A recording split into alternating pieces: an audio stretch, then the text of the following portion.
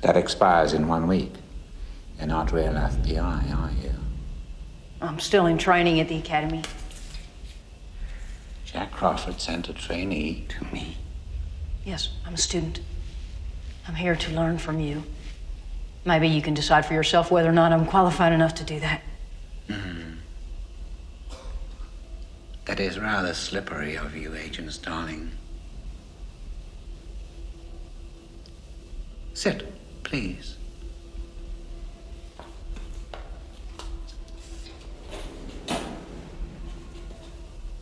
Now then, tell me, what did Miggs say to you? Multiple Miggs in the next cell. He hissed at you. What did he say? He said, I can smell your... I see. I myself cannot.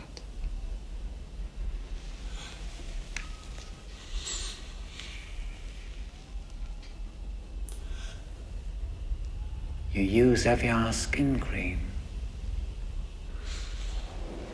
And sometimes you wear L'air de Temps. But not today. A friend took me to a dinner party. One of the guests was a psychic, a clairvoyant.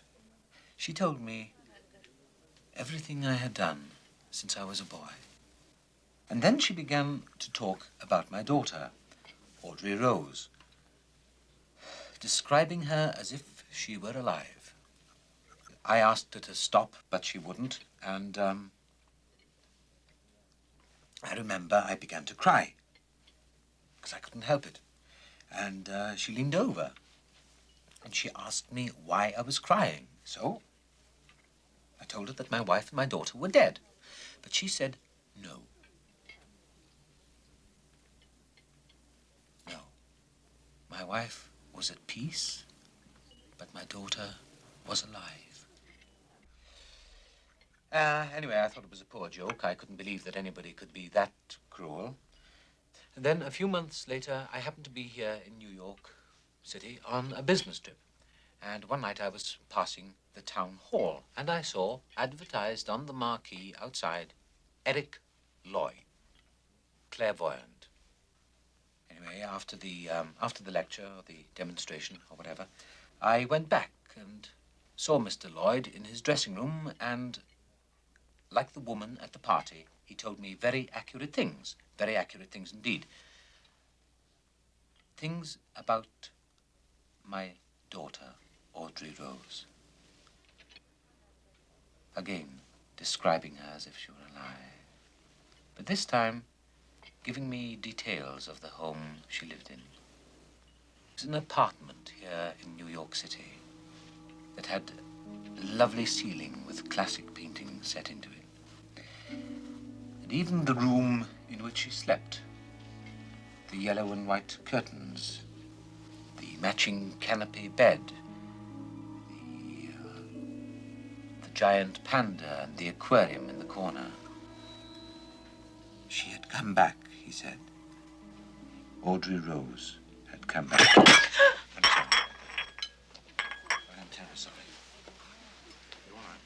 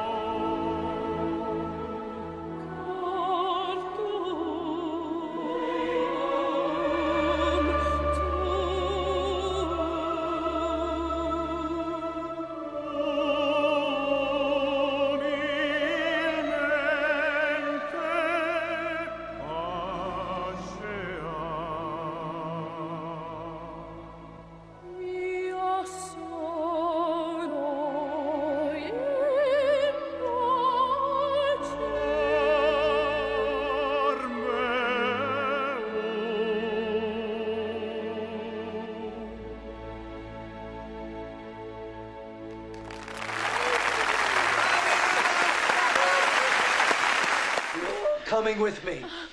The more the merrier, right? You're through, Bosworth. It's over. You stay right there. You're gonna kill your wife. Damn! It's okay, Nora. Damn! I'm still in control, Timmy. Damn! Nothing can happen to you, Nora. If you never trusted me before, you have to trust me now. I'll blow her brains right across the room. You know what size hole this caliber bullet makes when it comes out the other side, Timmy? He can't hurt you, Nora. He can't hurt you, honey.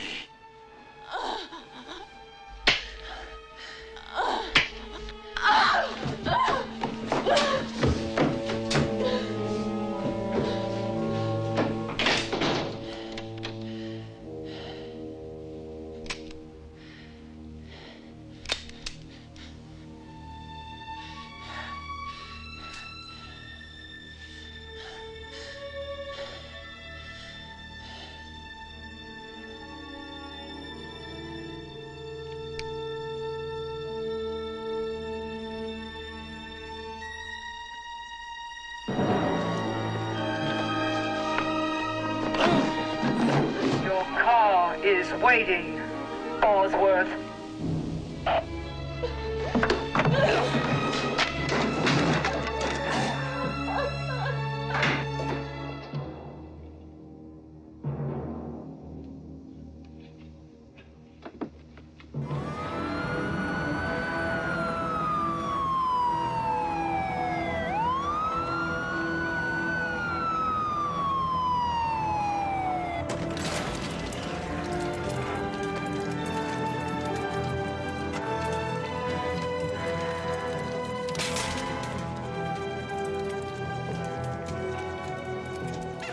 Welcome to Memphis, Dr. Lecter. I'm Lieutenant Boyle. This is Sergeant Patrick. Now, we're going to treat you as good as you treat us. You be a gentleman, you're going to get 3 hots to cot.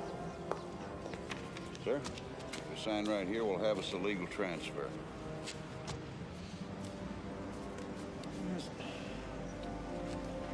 Here, sir, use mine.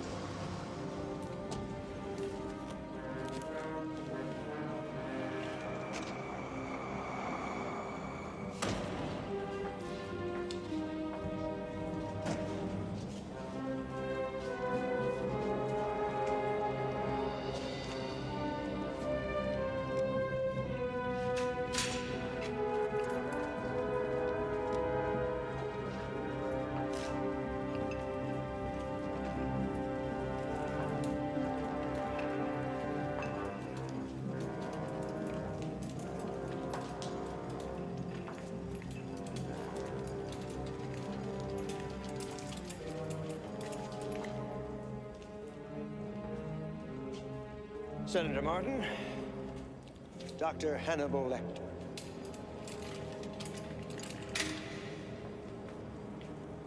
Dr. Lecter, I brought an affidavit guaranteeing your new rights. You want to read it before I sign? I won't waste your time or Catherine's time bargaining for petty privileges. Clarice Starling and that awful Jack Crawford have wasted far too much time already. I only pray they haven't doomed the poor girl.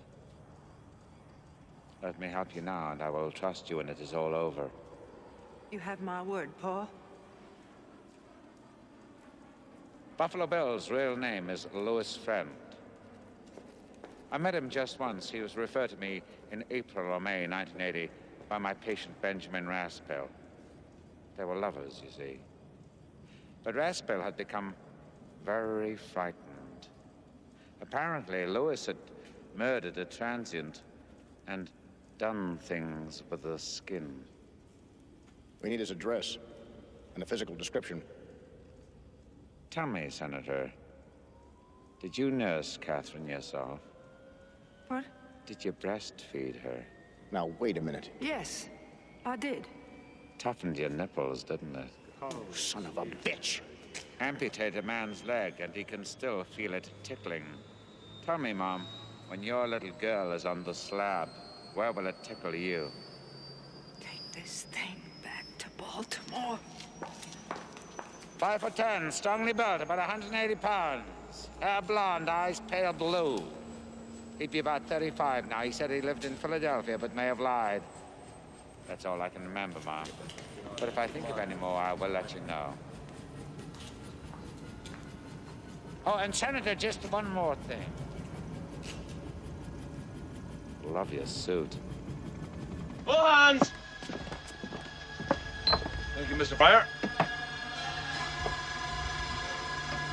Last night, 3 men of Mr. Haywood's watch deserted ship. The penalty for which is death by hanging. Mr. Haywood, how is it you did not see them?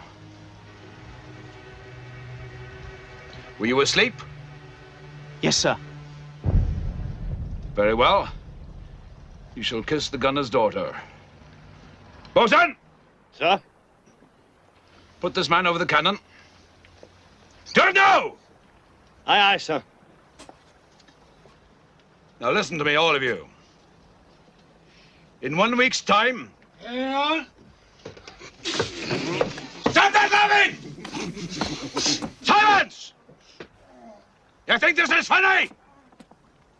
You're a pitiful sight, Dr. Hagen. Go below to your quarters.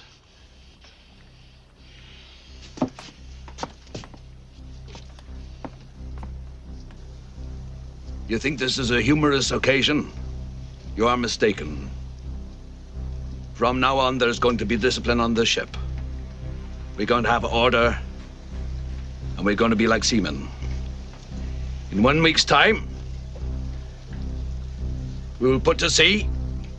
There will be no more grog. There will be no more shore leave. You have become a rabble, all of you, and you will clean up this ship and yourselves. Bosun! Sir. Administer the punishment now.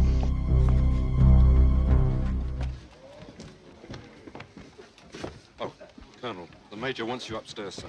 Okay, thank you. Huh?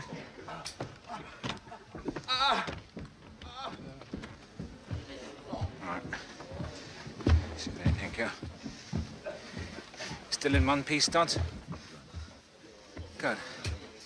All right, Potter. That's far enough! We can hear you from there! Rather an interesting development, sir. My general says there is no point in continuing this fighting. He is willing to discuss a surrender.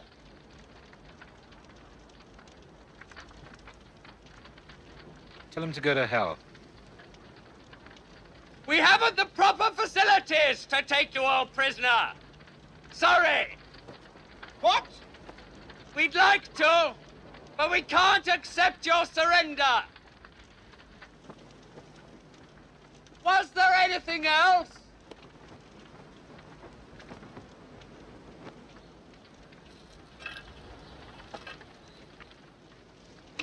All right?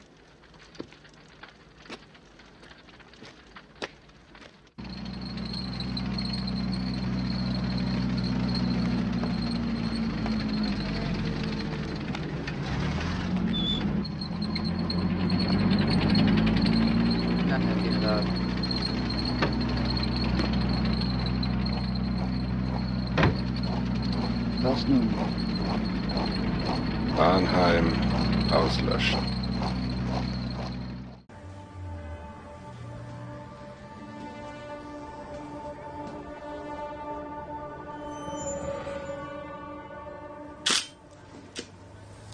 Snap. I should have encouraged you to bring someone along. The case, I'm afraid, on the heavy side. Maybe you could help me with them. Hmm? Just down the stairs, I mean.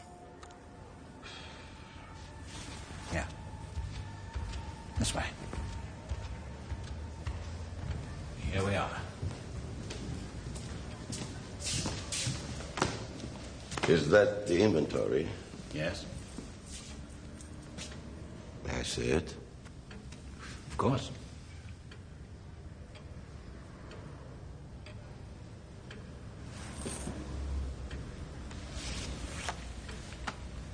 You are a patsy of the Patsy family, I think. Wasn't it at the Palazzo Vecchio? Your ancestor was hanged. Francesco de Pazzi.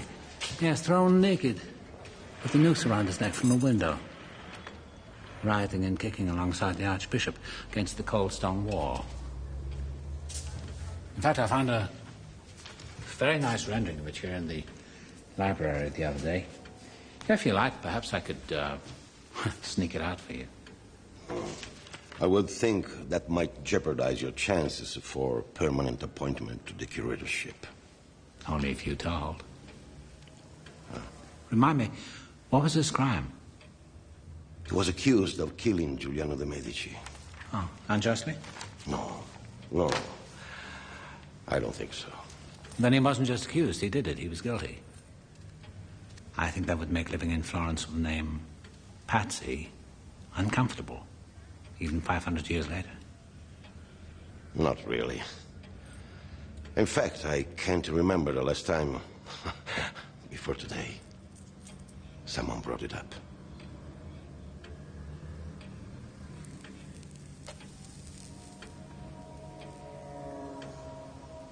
People don't always tell you what they're thinking. They just see to it you don't advance in life. I'm sorry, Commendatore. I too often say what I'm thinking. I'll be right back to help you.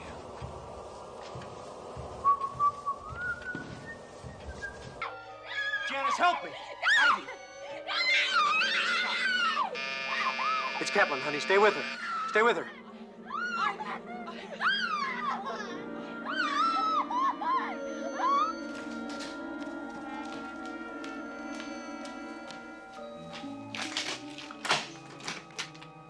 Mr. Templeton?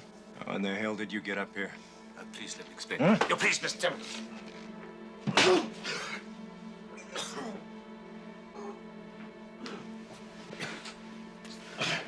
Please, I'm sorry. Julianne, please! Please, listen.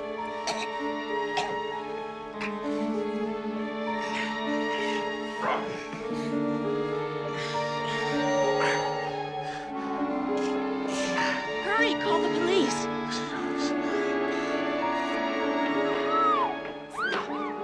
Stop it! Stop it! Audrey Rose!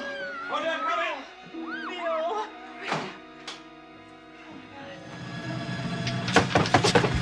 Enter.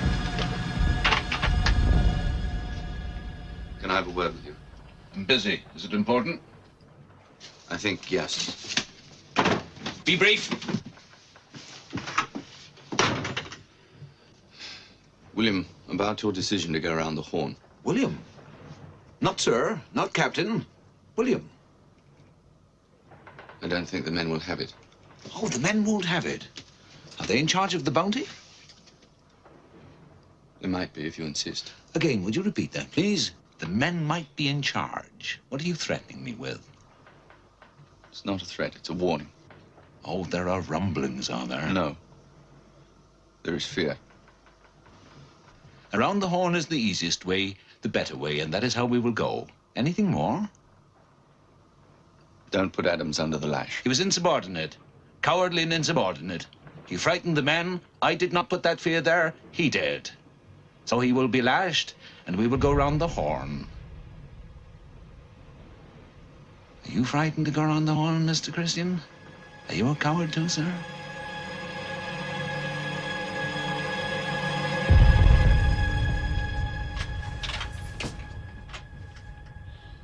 Do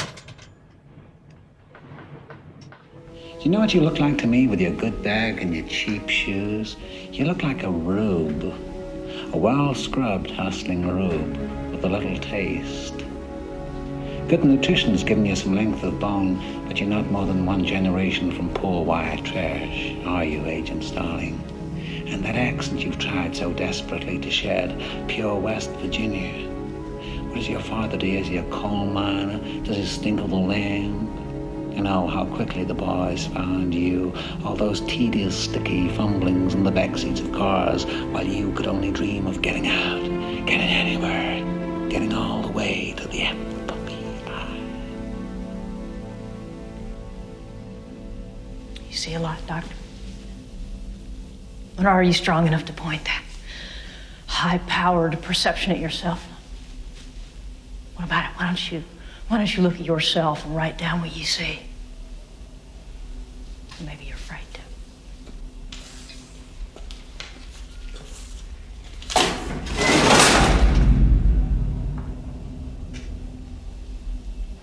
A census taker once tried to test me. I ate his liver with some fava beans and a nice Chianti.